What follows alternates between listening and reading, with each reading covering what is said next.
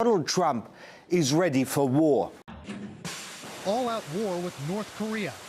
A real possibility being put forth tonight by a key member of the Senate Armed Services Committee. Republican Senator Lindsey Graham told NBC's Today Show President Trump told him there will be war with North Korea.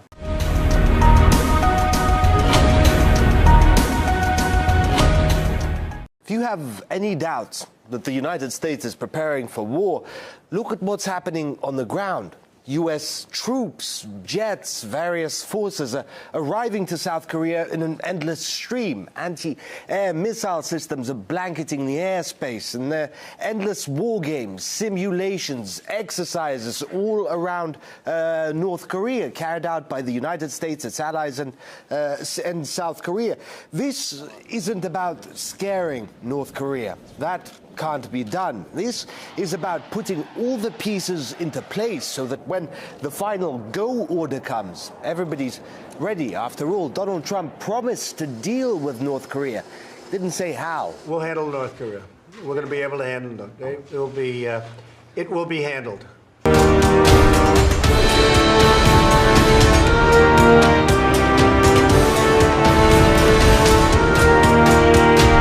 President Trump's defense secretary recently issued a dire warning about armed conflict on the Korean peninsula. It will be a war more serious in terms of human suffering than anything we have seen since 1953. It will involve the massive shelling of an ally's capital, which is one of the most densely packed cities on Earth. It would be a serious, it would be a catastrophic war. Kim Jong-un has a 1 million-man army and has bolstered his infantry and artillery near the DMZ. The Pentagon says much of those forces are in underground bunkers, ready to fire on Seoul at the first whiff of an attack by the U.S. The number of missiles that they have that they could launch into South Korea, they could cause a lot of damage. There are about 28,000 U.S. troops in the region. Experts say the U.S. and South Korea would win that war, but some studies project tens of thousands of people killed in the first couple of days. It would be a very nasty fight. The maneuver forces from the United States and South Korea moving into the north would encounter barriers, a very tough foe. They have been there forever, so they know the terrain. Donald Trump is ready for war in this case. He's seen the Pentagon's various plans, and in all likelihood, they've already selected one and settled on a battle plan. The gears are now in motion, and what Senator Lindsey Graham says is, it only goes to reinforce that. If millions have to die, so be it. Are you saying it's okay to use a military option that immediately endangers the lives of millions of people in that region? I'm saying it's inevitable unless North Korea changes. The U.S. has carried out another successful test of an intercontinental ballistic missile. The United States has successfully test-launched an unarmed Minuteman III missile. The ICBM was launched at around 2 a.m. on Wednesday local time from Vandenberg Air Force Base, about 210 kilometers northwest of Los Angeles, California. The U.S. Air Force stated the missile flew more than 6,400 kilometers across the Pacific Ocean and hit a target near the Kwajalein Atoll. This ICBM test comes just days after North Korea test-fired a long-range missile last week and is Washington's fourth such launch this year. Prior to this, the U.S. Air Force said the test aimed at checking the missile's readiness, effectiveness, and accuracy. There is a military option to destroy North Korea's program and North Korea itself. He's not going to allow President Trump the ability of this madman to have a missile to hit America. The Pentagon is reporting highly unusual activity near the coast of North Korea. The Defense Department says that they have evidence of an ejection test by a North Korean submarine. The activity comes just days after North Korea successfully launched an ICBM capable of hitting the American mainland. In California, the United States Air Force is prepping to test launch an unmanned ICBM in a show of force to North Korea. Now, one senator is claiming war with North Korea may be inevitable. Vanilla Chan has been following that story, and she joins us for more tonight. Gosh, is there rhetoric out there? Oh, yeah, Ed. Strong words, to say the least, coming out of none other than Senator Lindsey Graham just this morning during an appearance on a morning talk show. Take a look. The only way they're going to change if they believe there's a credible threat of military force on the table. The Chinese are miscalculating Trump, and so are the North Koreans. He's got to choose between homeland security and regional stability. Japan, South Korea, China would all be in the crosshairs of a war if we started one with North Korea. Graham, who is well known for his zingers and bold stance against President Trump, said that the president told him outright that there will be war with North Korea. The caveat is, of course, if the DPRK doesn't change course and end their missile and nuclear programs, though Graham and the president himself have called on China and local allies to take stronger action against the Hermit Kingdom. It would seem that those calls for help have thus far failed. The president tweeted this a couple of days ago. He said, "I am very disappointed in China. Our foolish past leaders have allowed them to make hundreds of billions of dollars a year in trade, yet they do nothing for us with North Korea, just talk. We will no longer allow this to continue. China could easily solve the problem." And Senator Graham echoes those sentiments, saying that if President Trump has to choose between the security of the United States and the stability of Asia, that basically his hand would be forced.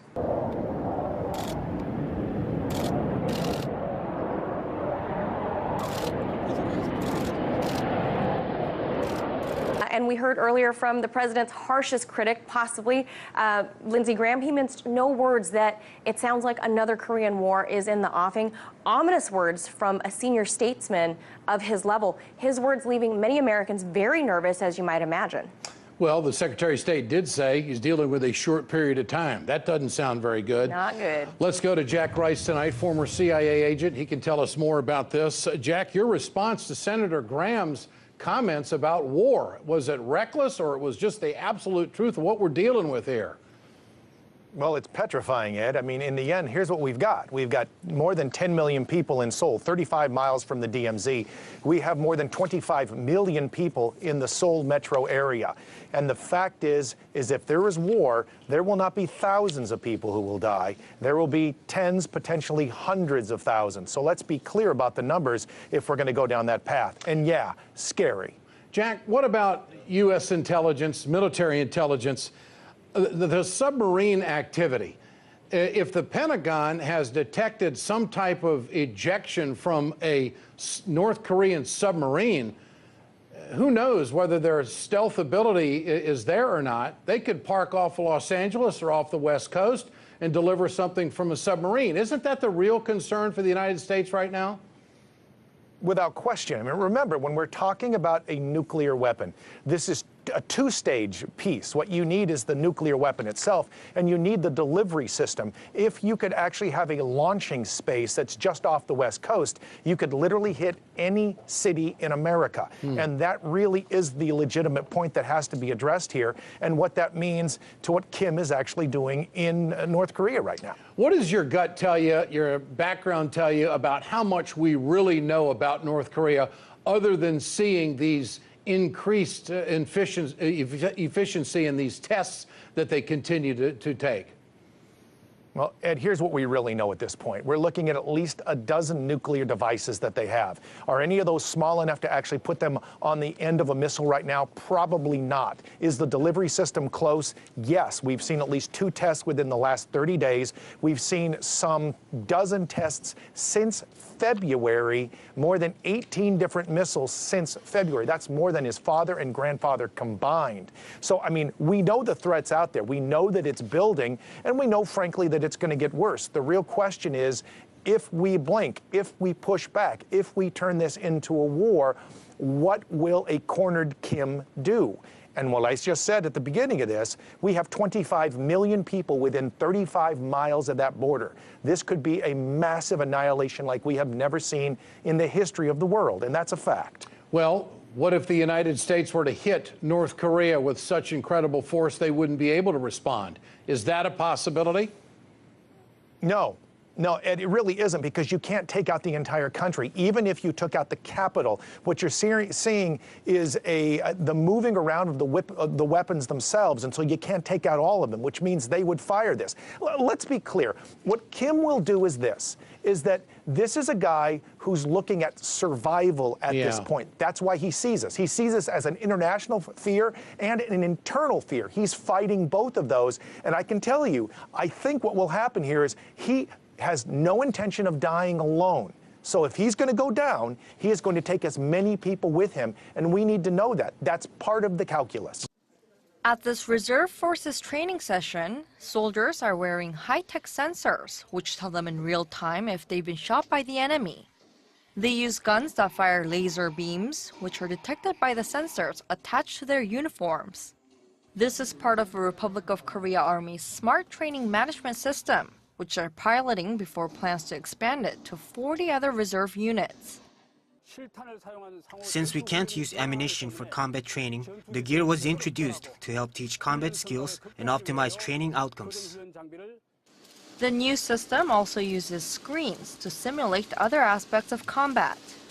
When soldiers shoot at enemies inside digital screens, an infrared camera reports the damage. Tank training exercises using this system have also been developed. The new technology creates a realistic experience of combat through simulated maneuver training for tank and combined arms operations. This technology is expected to reduce safety and noise concerns associated with live ammunition training and have other military applications in the future. Next here to North Korea's dangerous new launch and what we did not know at the time. The commercial airliner filled with passengers flying in the same region. That intercontinental ballistic missile flying higher, farther, and longer than ever before, landing where just minutes before, an airliner with more than 300 people on board passed very close to that spot. Here's ABC's chief global affairs correspondent Martha Raddatz tonight. While North Korea's test of an ICBM that could someday hit most of the U.S. was sending shockwaves around the world, the more immediate danger we are just learning tonight was right in the area from where the missile was recklessly launched, in busy commercial airspace. As the missile was descending, flight data shows an Air France 777 with 323 people on board traveling from Tokyo to Paris.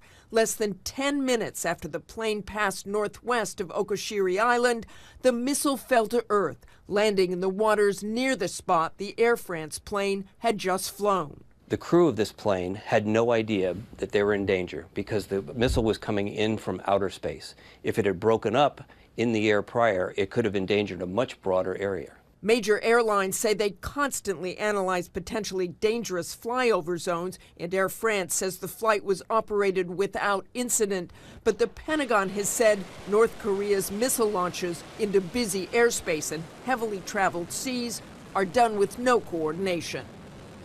And Martha Raddatz joins me now. Martha, the U.S. has its own missile test planned for tonight in California, but unlike the North Koreans, the Defense Department will actually put out an announcement to warn those in the region.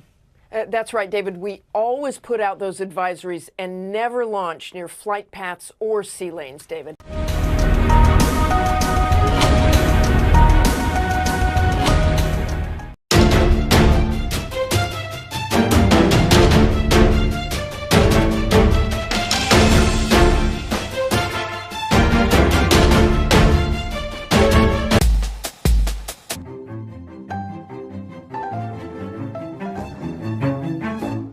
Thank you for watching Right Wing. Your support really does mean the world to me. I hope you have an amazing rest of the day, and I will see you tomorrow.